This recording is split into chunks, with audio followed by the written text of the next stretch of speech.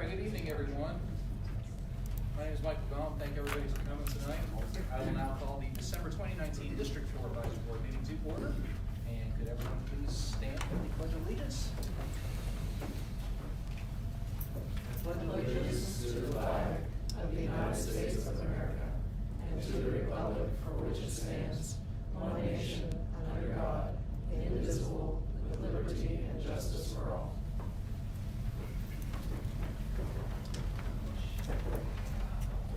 I'm sure everybody dug into the agenda, right? Pre-reading and whatnot. Can I get a motion and a second for approval of tonight's agenda? With a motion. Motion from Walt. Second from Jonathan. All those in favor say aye. Aye. Opposed? And can I get a motion and a second for approval of the November 2019 minutes? I'll take a motion. Yep. Okay. Second, Dave. All those in favor say aye. Aye. Opposed, same sign. Super. Okay, as everyone's making presentations as well as any guests signed in tonight, there's fabulous prizes available at the drawing at the end if you sign in. If you didn't sign in, you get an extra bag of food. Let's see. Next we will hear staff reports from fire and police, and before you guys begin, you guys is one, all right? Ooh-ah, one showed up. Fire must be on a call, that's always their excuse, but anyway. Means I get to sit Come where on the down. camera can see me, huh? State your name, beat number. All right, I'm Officer Roddy Winder, Control West Community Policing. Specifically, I ride 14B. We aren't having too many major problems right now. We're rolling into the cold weather and that shopping season, so things people wanted me to bring up are car break-ins. They've been a problem throughout the year, pretty much citywide. As that Christmas shopping is happening, we do have signs at some of the various shopping locations. Make sure you're putting your stuff in your trunk. Don't go back to your car and leave gifts sitting out, in the front seat, back seat where they're visible, because there's criminals going around that just prey on that kind of thing. So watch for that. In addition, the cold weather's coming. Don't leave your vehicle running, because that's going to cause our auto thefts to go up. We're already seeing a trend in that. In these early mornings, about 7 o'clock in the morning, if you listen to the radio, you can hear them come out. There will be a couple of them every single morning, because people are leaving their cars warming up when it's not even below freezing out yet. So keep an eye on that. If you see somebody doing it, if you know them, make a friendly reminder. If you don't, just be cautious about advising other people. Does anybody have any questions or concerns about Patrol West area? Super. All right. Thank you so much. officer. Alrighty, I don't see Robin. I'm Robin. You Robin tonight? Excellent. Okay, well, we will now hear from Matt, who is pinch hitting Thank you. for Robin on the library report. Play librarian. This brand circulation count for November was 10,157 items, with the visits being 5,873. So there's still time to finish your 2019 Read ICT Reading Challenge. If you're looking for a title to finish out this year, join your Read ICT book-loving online community for a real-life meetup and book swap. Bring your favorite book or bag of books to discuss and swap. Any leftover books will be donated to the Friends of Wichita Public Library. Susan Tobias and library staff will be on hand to spark your reading interest. The event is next Saturday, December 7th from 10:30 to 12:30 at the Advanced Learning Center. Let your teens start off their winter break right with a cozy afternoon at the library. On Monday, December 23rd, grades 6 through 12 are welcome to chill here at Alfred doing puzzles, enjoying popcorn, and discussing books. The program will run 2:30 to 3:30 p.m. All Wichita Public Library locations will be closed early at 3 p.m. on Tuesday, December 24th, and remain closed on Wednesday, December 25th for the Christmas holiday. We will also close early on Tuesday, December 31st at 5 p.m. and will be closed all day on Wednesday, January 1st, 2020 for New Year's. That's my report.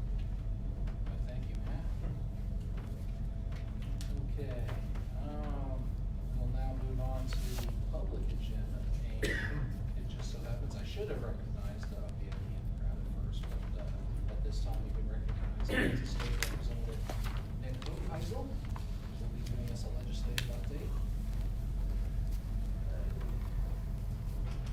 Good seeing everyone again. Miss you guys.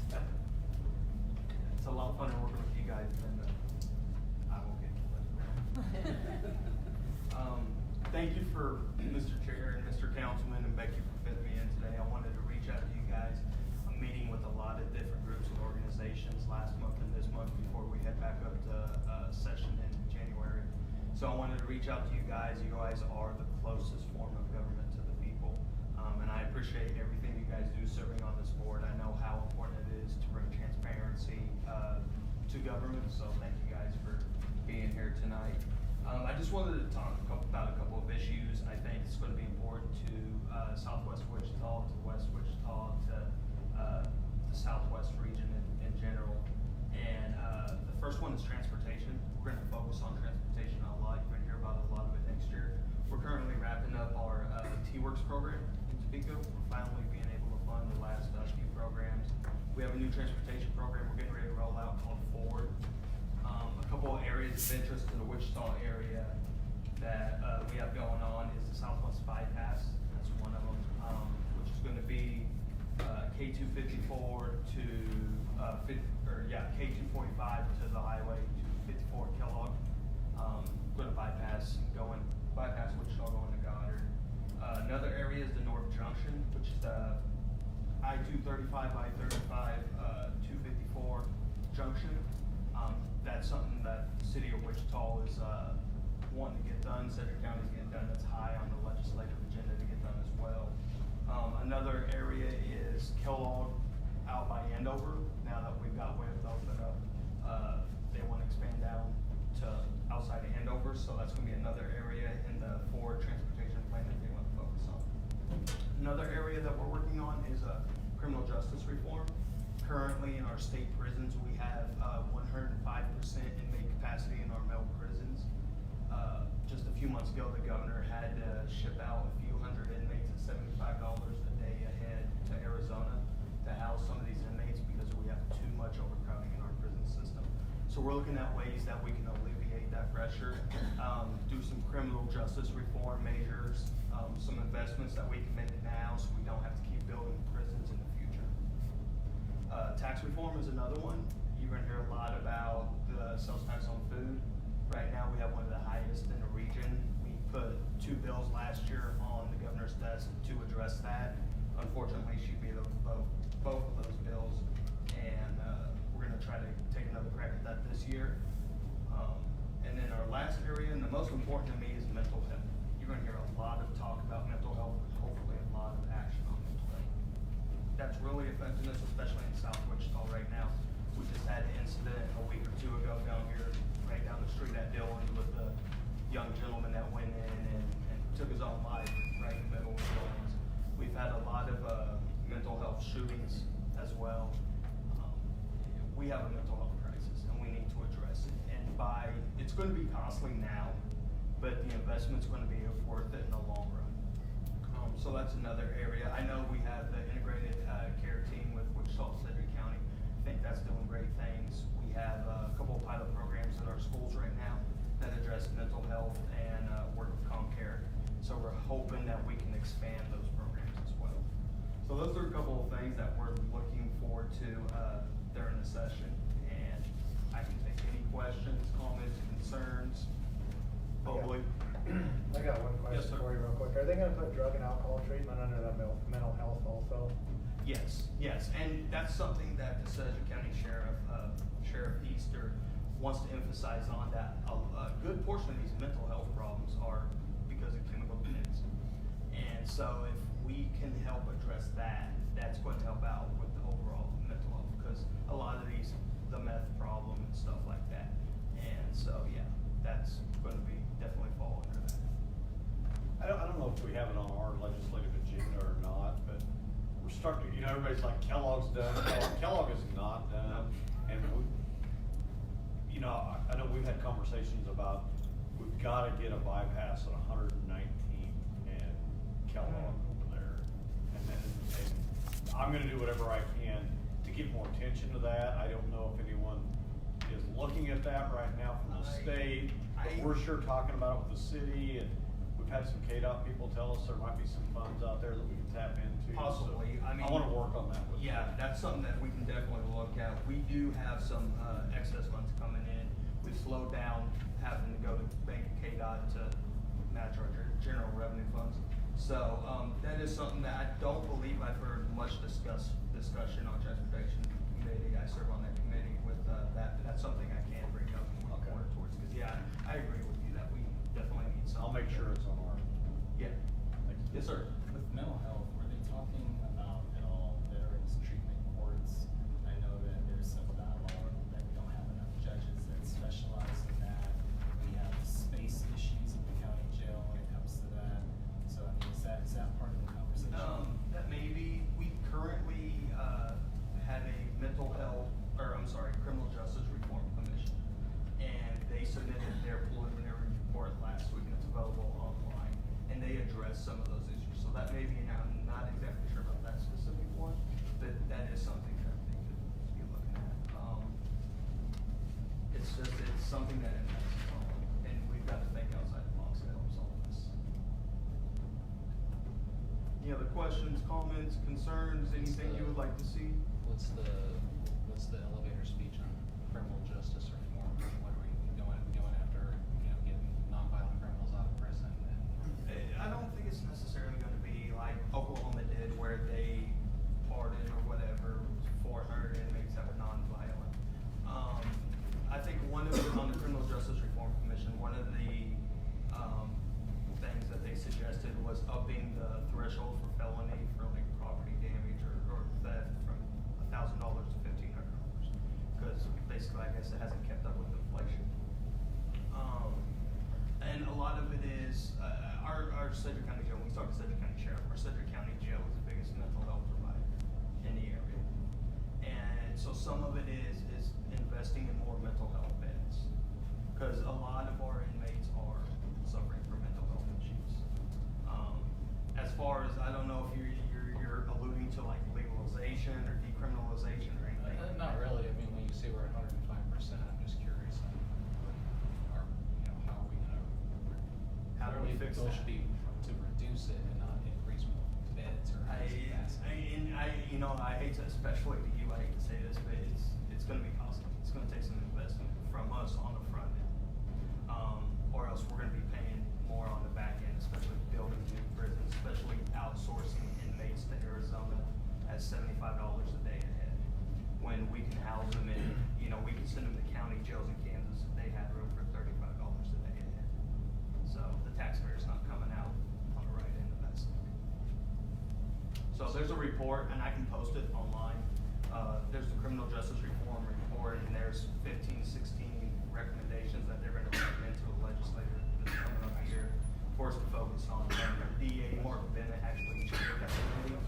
Representative Stephen Owens was the vice chair, and it was filled with nonprofits, it was filled with legislators, stuff like that, local governments working together to craft these solutions. And now it's time for action. They're gonna give us these recommendations, and we need to put them to work. Since you mentioned the decriminalization, is that something that is on the board right now? Decriminalization, I believe we're still pretty far away from. Medical? Medical, I think there's a shot that medical gets done this year. I think it's gonna be a very narrow version. People compare it to what happened in Ohio, which is a non-smoking type. So it would have to be an edible or something like that, and it can't be a vaping either. That's been recommended to the legislator. So you may see some narrowed down conservative version of medical this year. But that's up in the air right now. Last year we passed what's called affirmative defense for CBD oil, 5% THC. That's not legalization. All that is if you get caught in Kansas with CBD oil that has 5% or less THC, and you can provide a doctor's note stating you have a debilitating condition, the judge can take that into account when you go to trial. You can still be arrested, charged, go to trial for it. So, but that had a lot of support. I mean, that passed pretty overwhelming, so I think we're pretty close on that.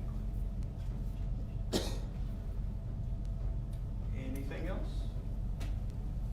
What Yes, sir. about, people being confined at home, anklets or that sort of thing.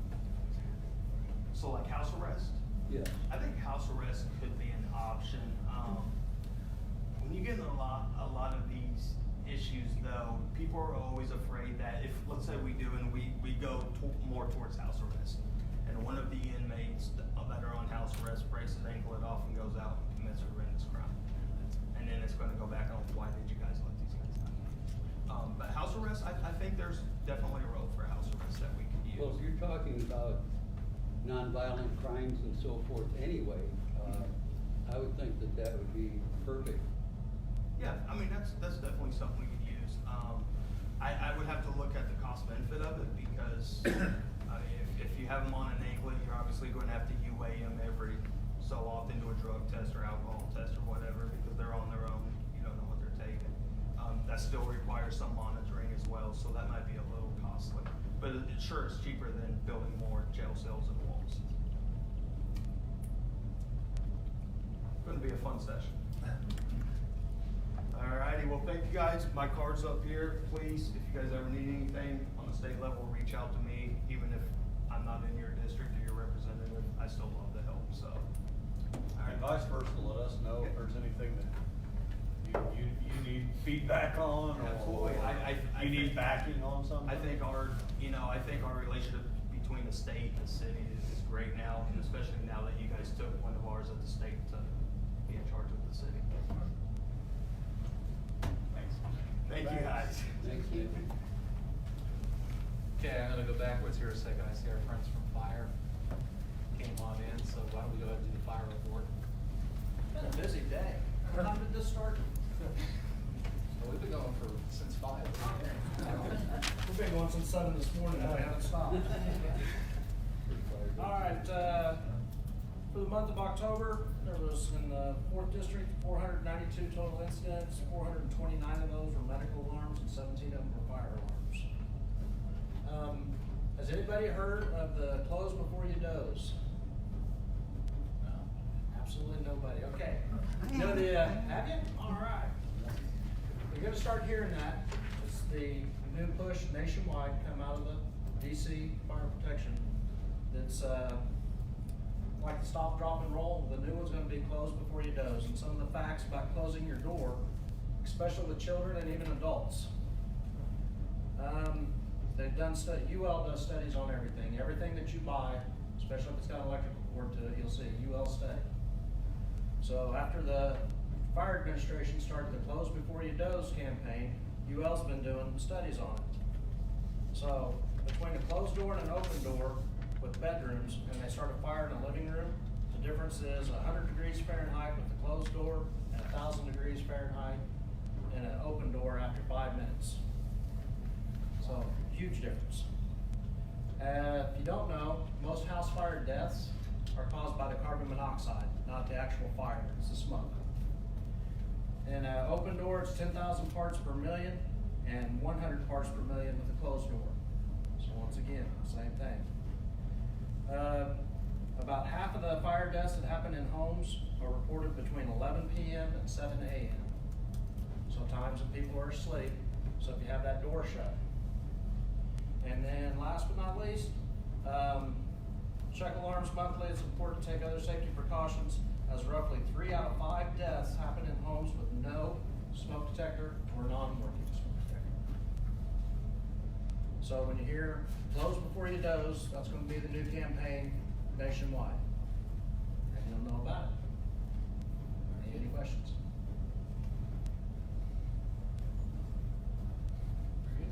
Thank you. Have a good evening. Take care. Be careful. Always.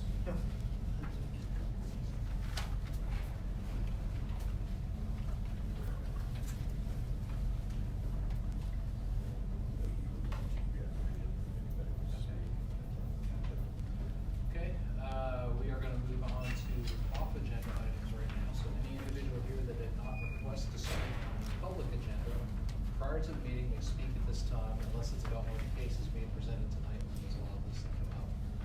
So is there anybody that want to speak? Okay, go here first. Please state your name and address for the minutes. Yes, sir. This is Jeff Fleur with Gray Wichita Partnership, 501 East Douglas Avenue. Appreciate the opportunity, Mr. Chairman, and the staff board to just be able to come by and talk to you briefly. On your at your table, you should have these little cards. We just wanted to come by and encourage you and also members of this district to go to riverfrontlegacywichita.org. A few weeks ago, back November 14th, we presented a number of development options, if you will, for the riverfront, which is really important to the whole community, regardless of where you live in our city. And so this is an opportunity really for people to kind of register what they like about what they're seeing, what things we ought to be thinking about. And again, you go to that website and you can actually take a survey and register your thoughts there. If you have groups that you would like for us to come out and do a full-blown presentation, be glad to do that. On this side, with the purple, you'll see where you can actually send that email to info@riverfrontlegacywichita.org. Be glad to set that up where we come out and talk to different community groups as well. And then in January the 14th, we'll actually be coming back to community to report what we've heard and how that's really kind of shaping a final concept, if you will, for the riverfront. We've been working a lot with the city. They're one of the coalition partners as well as the county, and those coalition partners at the bottom of the front part of the slide or of the actual card. But it's a great opportunity. Wichita, I've been here since 2008, moved in from Baton Rouge, and it's a great city. My wife and I have 2 kids here, so it's a great opportunity to really kind of continually develop our riverfront area. And I just want to thank the Vice Mayor. He works with us with the partnership in downtown Wichita, but a lot with the partnership and working on economic development has been an integral voice as we have sowed Wichita beyond the city of Wichita. And so I want to thank you all for the opportunity, and certainly happy to answer any questions you have. But again, we'd love to garner that input. Yes, sir. I was wondering, could I get your name and telephone number? Sure. It's Jeff Fleur. And I'm the president and CEO of Gray Wichita Partnership. It's 500-6650. Thank you. No problem. Questions for Jeff? Okay. Thank you so much. Thanks so much for coming. Appreciate it. Give me your number, Frank. If they don't have that already, they've not been paying attention. Okay, I think I saw Chris, you had your hand up to speak? There's one, okay, I'll get you after Chris. Vice Mayor Blueball, I want to thank you for all the help you've been doing with the local bicyclist community as well as the DAB. Southwest Wichita is really starved for more bicycle lanes. The Sycamore Path is the only one on my side of town, and it's basically a dead end path that leads really nowhere. I think it needs to be expanded a little bit down McCormick. I've had a couple run-in with vehicles lately due to that issue just this last week, and I was on the McCormick, where on McCormick Field path, I was nearly ran off the road by a truck, and then last month I was rear-ended by a vehicle who was bitten up, looking at me, looking at her cell phone. I'm glad you brought that up, Chris.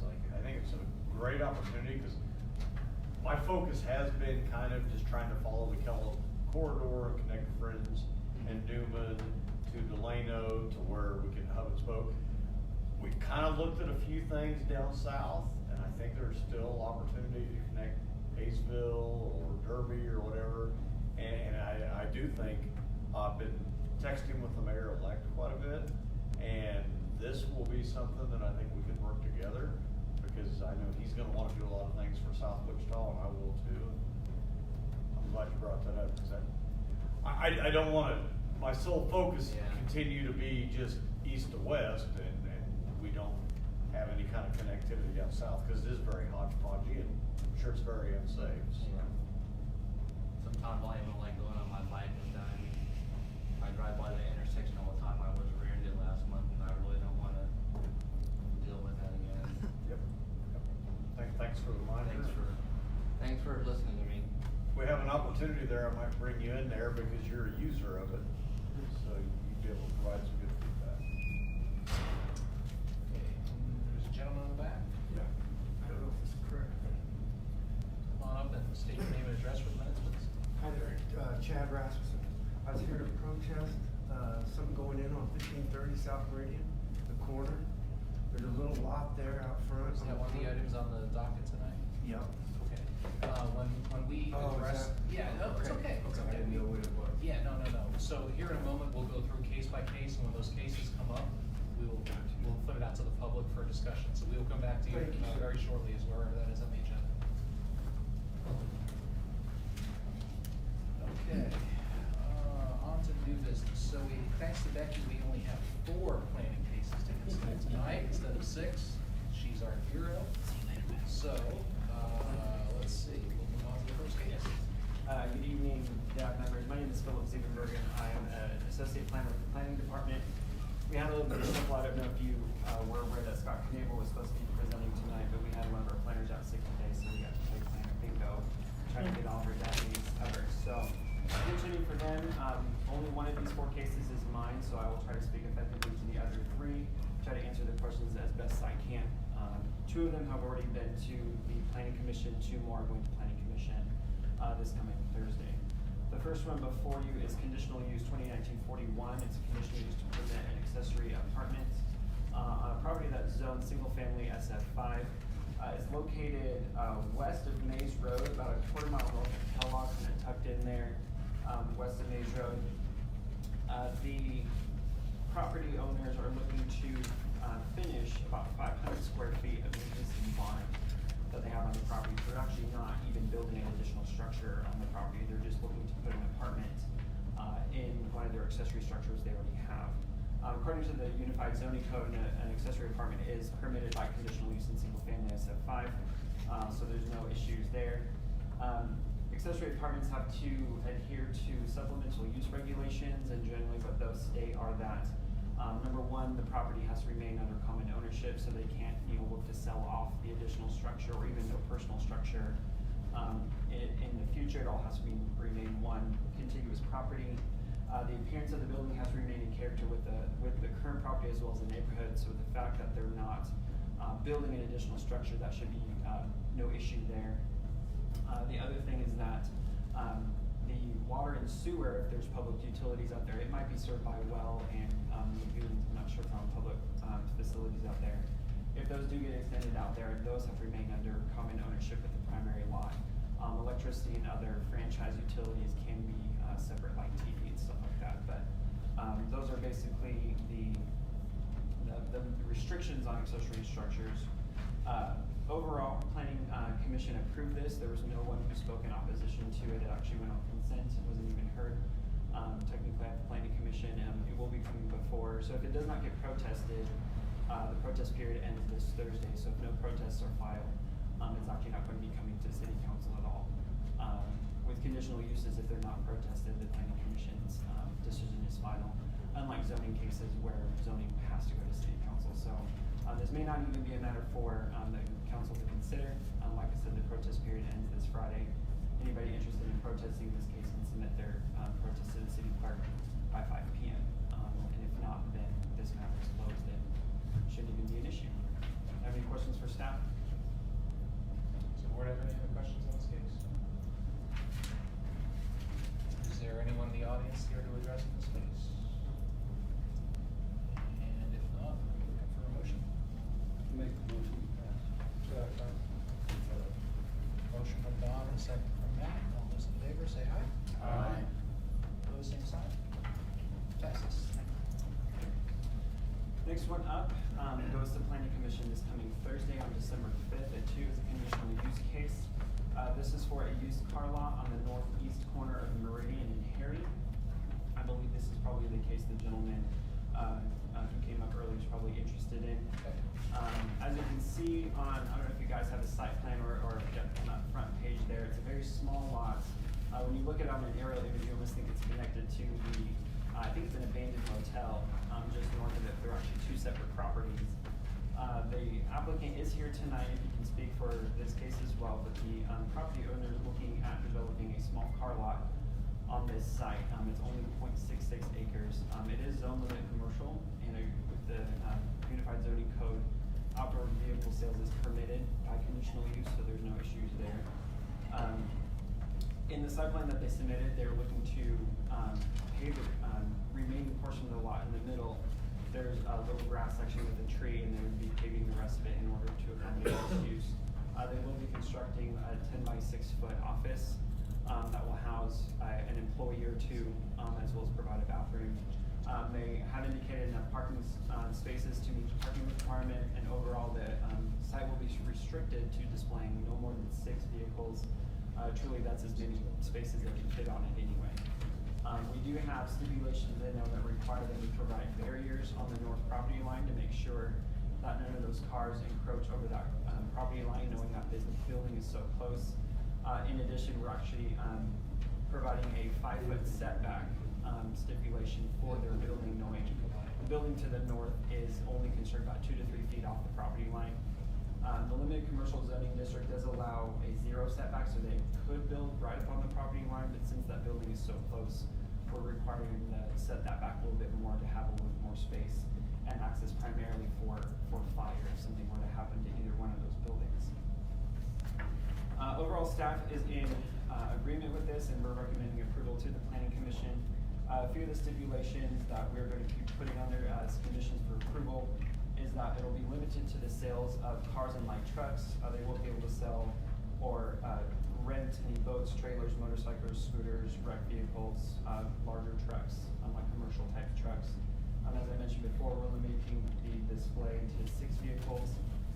All of the improvements to the site, according to an approved site plan, will have to be in place before they can start selling. Any signs that they install have to be to the City of Wichita sign code for the limited commercial district. A note about the surrounding properties: the property to the west on the north side of Harry is a vehicle repair shop, but it also has a conditional use for vehicle sales that they're currently operating. If you go to the southwest corner, there was a conditional use passed in the year 2000 for used car sales, even though our current property currently is not operating one. So it's not a new use in the area. So we felt that it's an appropriate use, even though it's a small lot. They definitely have the opportunity to have a business there. With that, I can stand for any questions for staff. As I mentioned, the applicant Miguel is here if you would like him to speak on the topic. You may wait, potentially have the public speaking, might be able to address any concerns that they may have. What is that building right behind it? To the north? Yes. Yeah, I believe it's an abandoned motel. So it's got, on the south side of the building, there are 3 doors, and on the north side of the building, there are 3 doors. And basically, between the doors, you have the sidewalk, and the sidewalk is the property line. I think at one point they used the applicant's property for parking. I don't know if they had a parking remit or they might have just been doing it illegally, I don't know. But as far as I know, I think it was a motel, and like maybe 6 rooms. So it's completely abandoned at Yeah, this it's boarded point? up. Well, this particular lot has a cement block building on it, does it not? No, there are no buildings on this particular lot. It's small enough that the building to the north, like when you look at it, you think they're all one. Really? Yeah, this is the very corner, and it's the one that just has the tree. I should mention that it has 2 driveways off of Harry. The far east one will be closed, and access to part of the property will be via the alley. And that's that's the alley from that abandoned motel. No, the alley is on the east side of the property. The motel is on the north side of the property. Okay. So there's an alley between this lot and like the houses behind it. Okay, perfect. Thank you. Any other questions from the board? Okay, we'll open it up to the public for comment. Would you like to come up, sir? Hi there. I'm Chad Rasmus again. I own a building to the north. Okay. It used to be apartments. Just recently, probably a year and a half ago, I closed down the apartments. The police department told me to go ahead and board the windows up, put no trespassing signs on it, so that way they keep people away, they can do so. As far as the lot size, it's not more than 20 feet from sidewalk to building. I don't know how you're gonna have an easement on either side from the sidewalk from my building and put some kind of structure in there. There's not much room there. If they come up to my sidewalk, well, my air conditioners got stolen, I wouldn't be able to walk around my air conditioners. They'd be that tight to my building. In other words, I don't think you can put that something on, the lot's probably no bigger than this table. It's long, but I have a block building that's right up north of it. It used to be apartments, that used to be my driveways. I kind of was in a situation where I thought I paid some stuff on it, I lost it. It's actually the old driveways to my apartments. I've owned that place since '97. I don't know what to tell you. Since then, it's been kicked in and robbed. All the plumbing's been robbed out of it. All the electric's been robbed out of it. So there's not much I can do. I'm trying to sell it, get rid of it, but I don't think a building can fit on there. I really don't. Structurally wise, it's not big enough. You gotta go by there and look at it. I don't know. I'm here to protest. I know I got to fill out some other stuff for next week or something on that, but right now, I don't know what else to say. Is there any questions you guys got for me? I mean, my sidewalk is probably about 2 feet, and you're talking 5 feet from my building, and you got 3 or 4 feet from the sidewalk. Not much room in there. I mean, if you got the right kind of easements, I think. If they're gonna cut off one of the driveways, that means you're only gonna come from the access from the alley side. And in the city, put that driveways in for me probably 3 years ago. They're brand new driveways. I don't know why you won't take them out, but that's, thank you. Is Mr. Cortez here?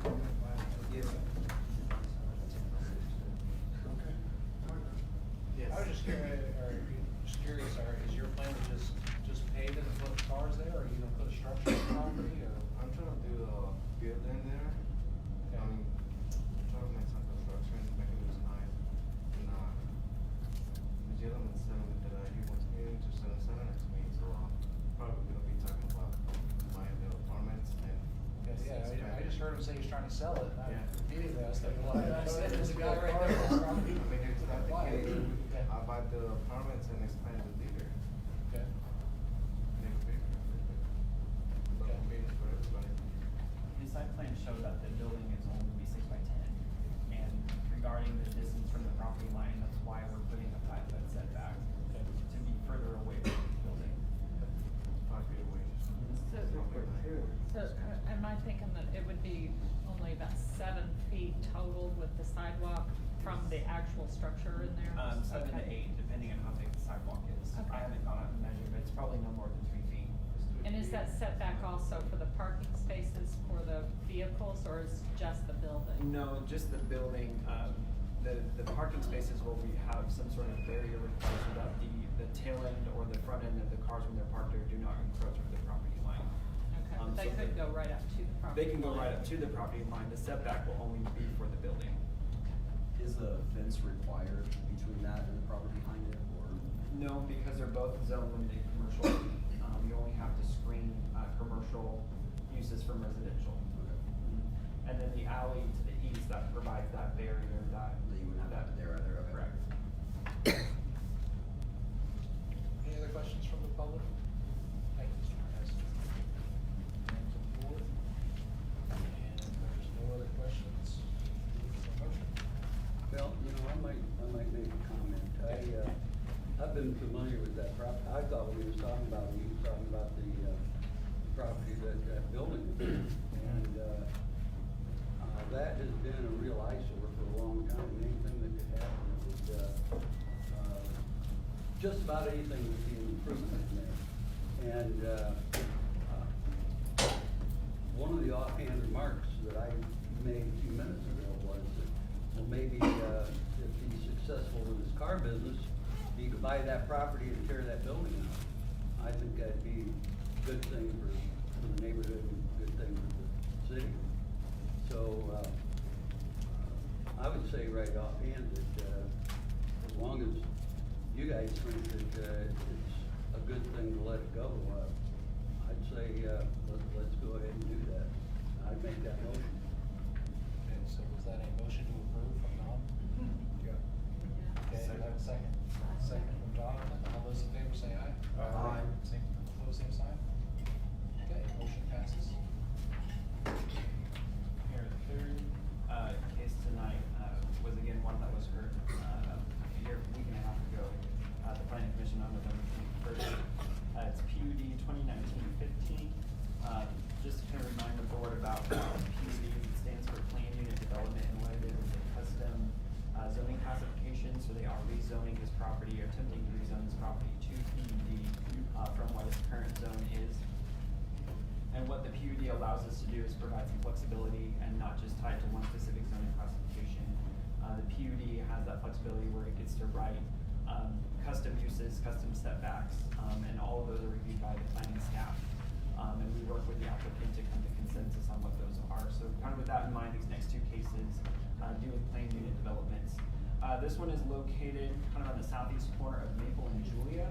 So if you, kind of that nursery, I don't know if it's in operation anymore, but it's actually a fairly large property, as you can see, stretches down Julia down to about University Street. And the applicant is requesting to establish the true building commercial planned unit development. The majority of the property is essentially vacant right now. According to the PUD text, they said that they're wishing to redevelop the existing nursery with office, commercial, manufacturing, and warehouse uses. PUD provides a level of flexibility with site development regulations, which otherwise are not permitted within the existing zoning. I'm not going to delve into the development guidelines. This case was heard at the Planning Commission on the 21st and actually had no opposition. It was taken on consent and unanimous recommendation, 13-0 by the Planning Commission. One thing to note on there is the PUD does permit for a wireless communication facility, also known as a cell phone tower. It would be for AT&T, and one of the conditions for approval was that it would be confined to a 50-foot by 50-foot location. We're kind of looking towards more of the center of the site, so it's not necessarily going to be approaching near the street, which will also help us in the visibility that often comes with, is a concern for people around the area. It will have to be indicated on the site plan, and it will have to conform with height compatibility standards related to the residential zoning that is around that. So those are going to be stipulations that we're adding into the text as conditions for approval.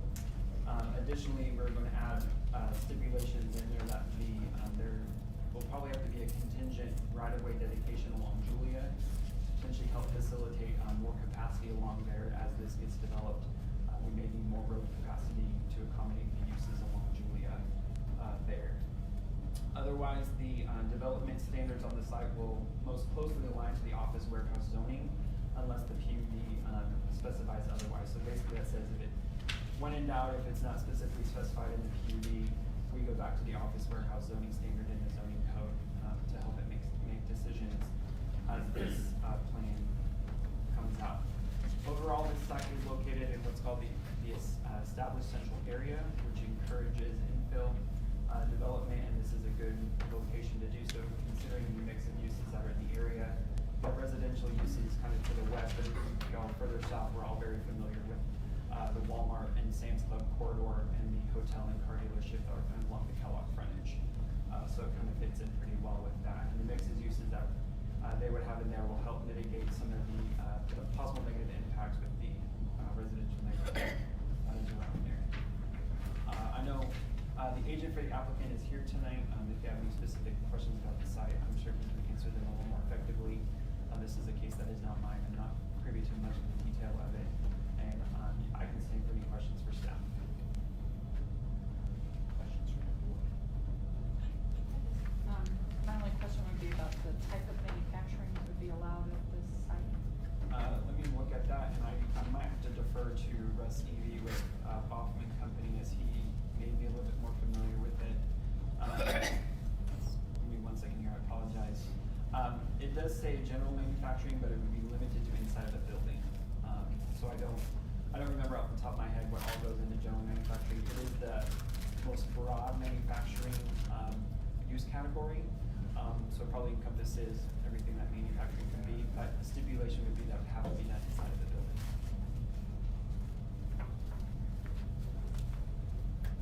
I guess my concern there would be noise for the neighbors to the west, and just in general, that it's more retail type facility. That's understandable. It's a pretty high traffic area there. It is. And with Julie being a buffer to the residential uses, there's also going to be, screening requirements per the landscape code and stuff like that. Is there some newer senior citizen housing just to the south of that? and there's another unit, I think, planned for, Okay. that would be directly across from that. Okay. Overall, it would have to follow the city of Wichita's noise ordinance anyway, so if it doesn't exceed what that is, then it would be good. And nobody's protested it. No, it wasn't even heard at planning commission, it went on consent, so they didn't even have anybody speak for the public hearing.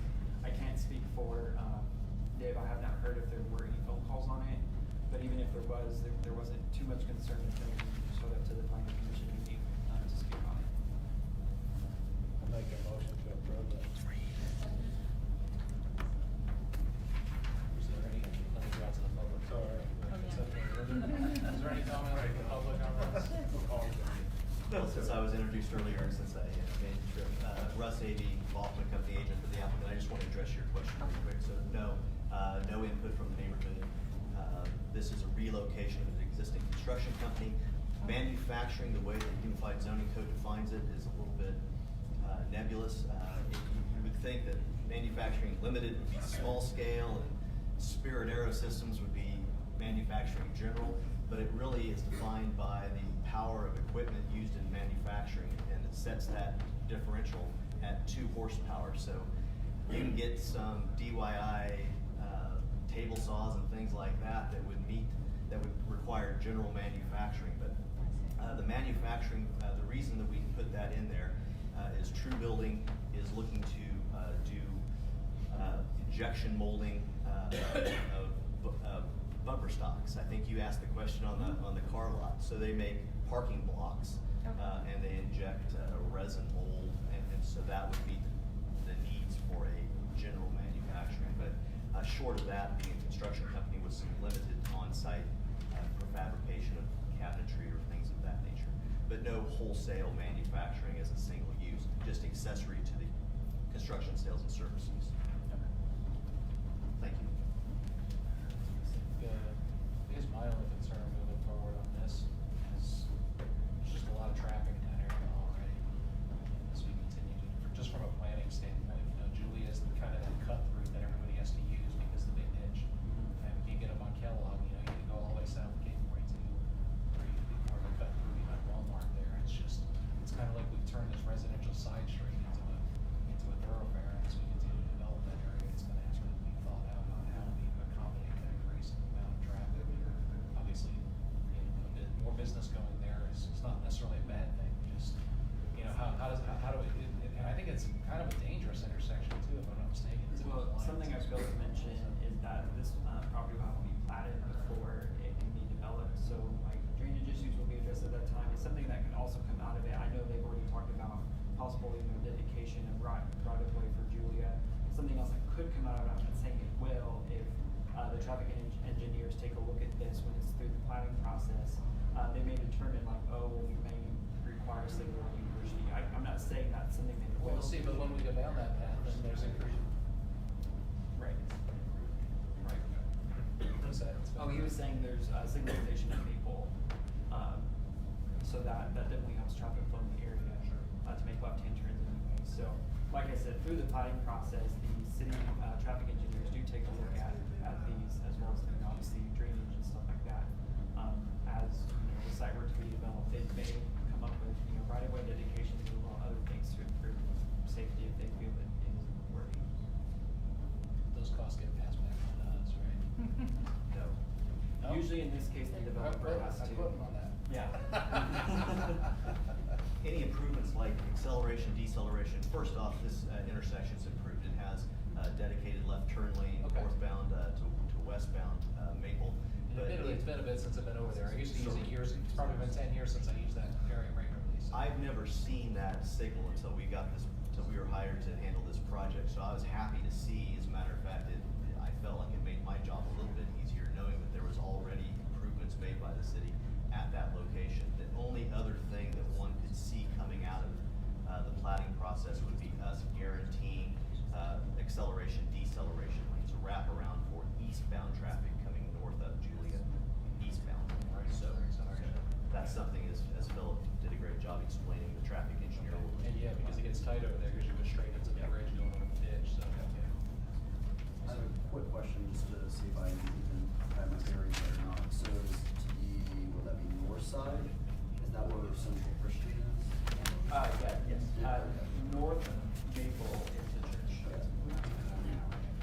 church is northwest of this property. Okay. This property is on the southeast corner. Now, did he say that there couldn't be any equipment over 2 horsepower? I think that's the threshold for making something general manufacturing, and so this will be permitting general manufacturing. That's the differentiation between manufacturing limited and manufacturing general. So this one actually has stipulations for general manufacturing. Okay, so the limit is gonna be what then?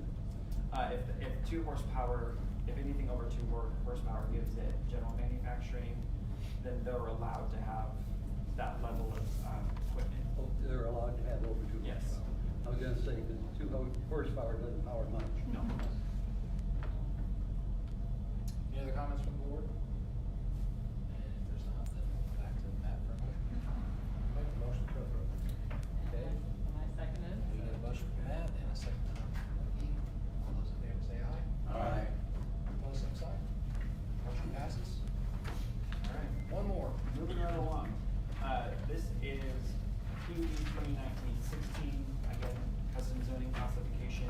This is so that Starkey can expand their existing facility there north of Townless Mall. It kind of encompasses the block between Maple and Douglas, kind of sandwiched between Tracy and Young Street. I do see that Colin McKinney, who is with Starkey, he is here and he can speak to their facility as well as the type of operations or type of the things that go on in there. I'm sorry, I can't get this page date. As I mentioned before, this is a planned unit development. They're basically looking at, they own several properties around their existing operation there, which provides like adult daycare services. I know they also have some working structures there where the adults who are cared for there have the opportunity to do some manufacturing and kind of in a work environment, things like that. Like I said, Mr. McKinney can speak more to what goes on there. Starkey has also acquired several properties that surround this, and they're looking at making basically one big contiguous lot. And because of the different types of uses that they're looking to do, not only with the existing uses that they have, but future uses that they want to do, planned unit development was the best opportunity to make those mix of uses work. So their current zoning is general commercial. There's some multifamily zoning in there. There's some single family residential in there. And that's what makes this complicated to where we all just make it one big thing for planned unit development to give them the flexibility to do so. The expansion of the facility will better serve the almost 500 people with intellectual disabilities that they serve at that location. Again, not to go too much into the details of the general provisions, I will say just off the top that the general provisions that were submitted to staff, they were either able to work out the differences and come to a consensus, but in our recommended approval of this case, we don't have any conditions that anything needs to change from the general provisions. So like I said, they've either worked those out, or Baughman/Starkey hit a home run when they submitted it the first time. Overall, the site will function generally as a general office zoning. Again, we always put like a base layer in there as kind of our backstop, as if the PUD doesn't, specifically state something, we have something to go off of. However, it does permit additional uses that are not within general office that take care of the type of uses that Starkey would like to continue to operate there and potentially expand and be able to do. There will be access to the site off of Maple, Douglas, Tracy, and Young. The text does state how many of those there are. A plan has to be approved by the city engineer regarding circulation on the site. There will be proper screening, both regarding fences as well as a masonry wall on the south property line, as well as required landscaping that's per the code to help diminish the impact of this type of facility from the residential structures and zoning around it. Trash receptacles, loading docks, and outdoor storage and loading areas have to be properly screened in addition to the landscape screening. And probably most important of all, from the neighborhood point of view, is that all the buildings in this PUD have to have uniform architectural standards. So they all should look alike, have some uniformity to them, which brings some aesthetic quality to the area when you have a facility of this size. before, staff is recommending approval of this.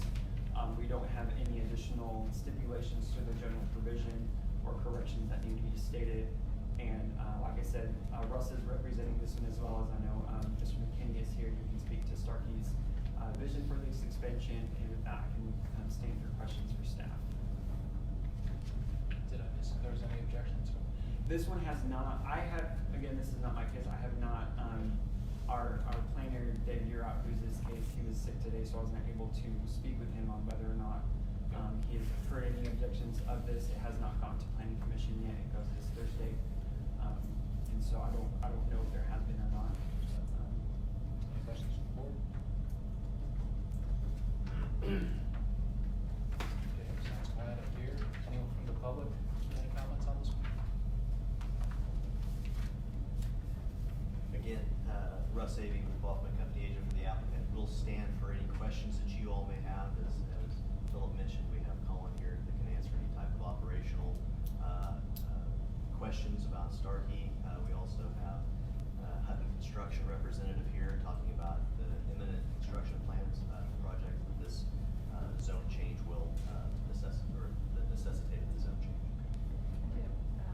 Approximately how many buildings are planned? Is this like all one building, or is it several different buildings? I do not believe, and I'll stand to be corrected, that there will be any new buildings per se. There will be expansion and remodeling of existing buildings. Oh. So I don't know if you want to consider it one. We will actually be adding 20,000 square feet of new program facility space. We'll also be remodeling some of our existing buildings, and then as we progress through that construction renovation process, we actually have 5 buildings that will be removed from the site. So net gain is a negative in this case. We have 3 homes that will be demolished to allow for appropriate drainage of the site. And then we have a church off of Douglas Avenue to the north. That really doesn't meet our needs anymore. It's not ADA accessible, and that's a big part of what we're trying to accomplish, since we do serve individuals with lifelong disabilities, to have fully accessible, appropriate buildings that are in keeping with what we're currently doing, and hopefully that will make the appearance of the neighborhood even that much better. What is currently being done there now? What services do we provide? I just wondered what is happening on that property at the moment. Starkey has been on that site for 60+ years. It started out as the Starkey School, serving kids with disabilities. As the school district started doing more to meet the needs of kids with special support needs, we progressed with our young people and now serve them as adults. And so on that site we have case management services, day activity, life skills training, some work opportunities that take place there. It's a staging point for all the services we provide throughout the community. And so that can be getting people out and doing things and delivering meals on wheels. It's also the point from which we support 41 group homes, 2 apartment complexes, our fleet of about 110 vehicles. So I couldn't answer that in 10 words or less. A lot takes place on that site. It's our hub. And you're not changing what you're doing there, you're just changing the facilities that you do it in. Is that what Correct. I'm understanding? The facilities are due for an upgrade, and it's time. And as we looked at all that was going on, it looked like the PUD was kind of the way to pull that off. Sounds like something we can get behind. We will look at. Thank you. So I'm gonna make the same comment. I mean, it's nice to see somebody investing in that area, and it's certainly a farm town that could use some investment, so it's nice to see something moving over there. Good. Motion to approve. Motion from Bill, second from Jonathan. All those in favor say aye. Aye. Pose same sign. Motion carries. Thanks for all you guys do. Yeah. Thank you. Thank you. Awesome. Thursday, I'm going out of town to go hunting, but I am coming back. Just for us, huh? Absolutely. I will not miss your grandma. So you're bringing back bird or venison? Venison, hopefully. I mean, I thought it was done.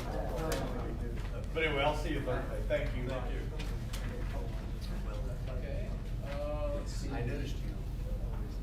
Old business, none. I like that. We got some. Open agenda's over, Sam. You're talking about the server. Let's see, this,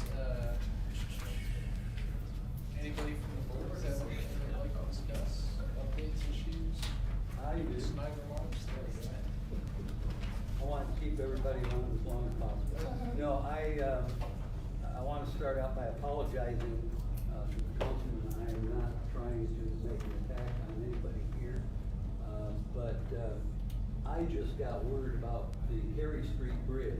I did not realize what was going to be happening there. And I don't know who our planners are that decide such things, but that 4-lane bridge is gonna be reduced to 2 lanes. Now there's gonna be some other stuff there. And the rationale, as I understood it, was that, well, half mile west of there is residential anyway, but there's a lot of business and stuff down through there. And the population is going up, not down. I don't know why in the world we want to take something like area in that area and reduce it down to 2 lanes, but, and Where'd you I'm not get the your, where'd only you one get your information at? Huh? Did you get your information out of the Eagle? Well, I can't tell you exactly where it came from, but, because some of it is hearsay, but it was from a source that I trusted. Does that not happen? Becky, do you have the write-up on that? It's 3-lane, right? Oh, 3-lane, because it's got a turn lane. Right. And we're trying to shift a lot of roads to 3 lanes, because 3 lanes are more productive than 4 lanes. Well, but it's the traffic flow in a lot of our areas of town work a lot better with 3 lane than 4 lane. Because they allow for turn lane. Right. Otherwise, you just got people stopping. Makes for narrow 4 lanes. I don't see it. I know that there's a 3-lane road that I travel down quite a little bit that has been a pain as long as I've driven it, so, and I know that, my making a comment today is not going to change anything, but I just wanted to express my dismay that we really think that way. Okay. Any other comments from the board? Merry Christmas and Happy New Year. I'll take a personal moment to say again, for those of you that made their way to my grand opening, thank you very much. For those that didn't, you're dead.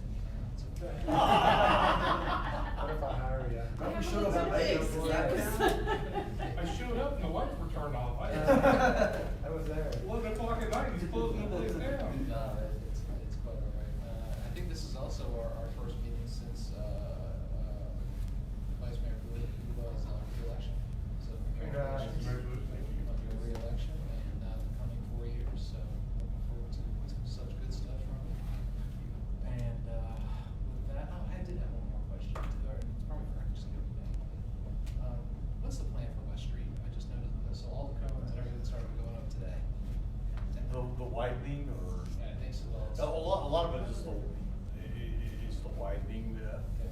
You know, we talk about how people don't realize how slow the process is. It's something I started 5 years ago. I understand. And, you know, we got a lot of state funding on it.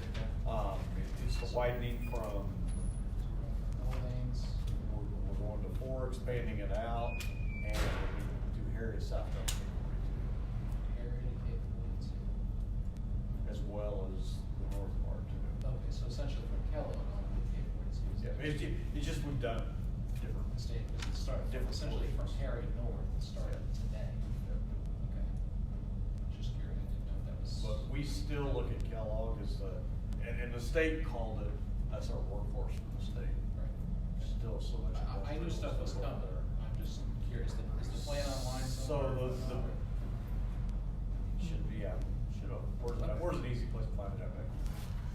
Well, you can go to the Public Works page, but why don't I do, since they're now putting cones out, I can do an Well, they did the article in lane the next shifts and everything newsletter. today, but I Do it on the by 5 newsletter. o'clock, Yeah. by 5 o'clock, they've got the. 'Cause we've been waiting northbound for- half of West Street is closed north of Herring and shifted over to the one side and it's 2 lanes, So the next major challenge, other than 119th and Kellogg, is how we're gonna address K-42 and West Street. You know, we talked about a roundabout, I don't know that that's gonna work. I still hear from a lot of people on the 235 exit there off West Street too, and especially going south. on the south It's side. dangerous because there's no Yeah. acceleration lane. You don't think about it, and people are turning right into it That with the Yeah. traffic on it. And I think I saw that of the I-35, 235 corridor in the city of Wichita, that's the only exit that doesn't have traffic lights. Is the 235 on the West Street, and with the bus barns there. We've got that in the plan, I think. Yeah, that's in the plans Yeah. now, but I see that's. wrecks there every day. Yeah. Every day there's wrecks there. The high accident area that I've been chasing down, and I noticed it myself and had it looked into, I think we have 47 accidents, and that is Ridge Road, getting off Kellogg on Ridge Road and where they head north. And I got engineering look on it because I think it's stoplight synchronized. Because you're it always, talking about because you silver notice, brown you road. can get through there and then it turns yellow and everybody tries to beat the light. Yeah. And I'm like, if we just synchronize that light out. So whenever the police came out there, did their big enforcement, and they sent it to me, I don't know if you guys followed that or not. And I was like, that's great, because we push them to write your tickets in high accident areas. But I don't think that's gonna fix the problem. I said, I think it's a light synchronization problem, because you're gonna crowd you're gonna overcrowd the lane, and people are gonna just continue to run it. Better stick out. Yep. I'm gonna comment some more about West Street. One of the reasons, why they're doing that, of course, is the, continuous expansion of businesses off of West Street. And, when this all began, and I'm sure, Vice Mayor remembers this, is that they have that area pegged as one of the fastest growing industrial areas and creator of jobs in all of Wichita.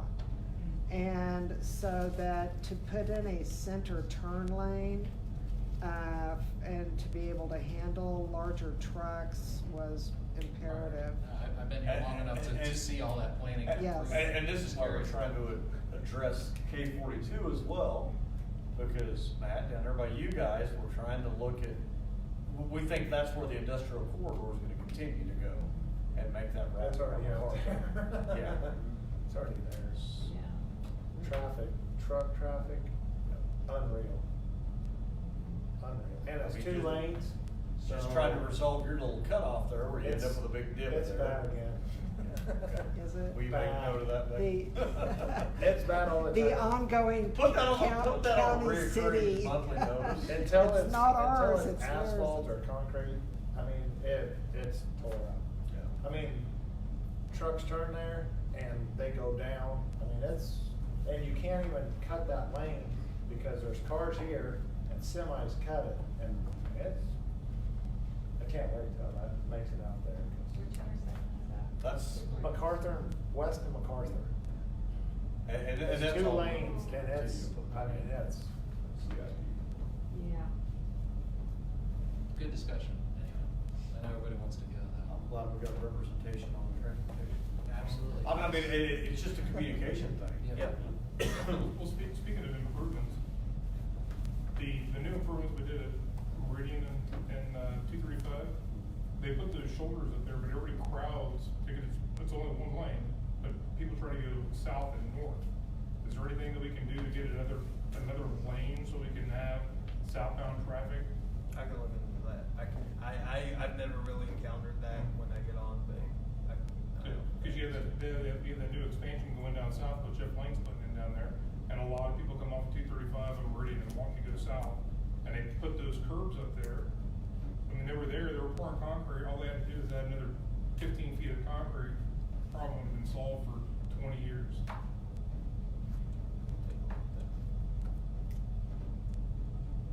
Any other comments, Eric? All right, those are good conversations. Motion to adjourn? I'll make the motion. Dave, second from Don, all those in favor say aye. Aye. Same sign. Have a good night. Have a good Merry Christmas. Christmas. Yeah.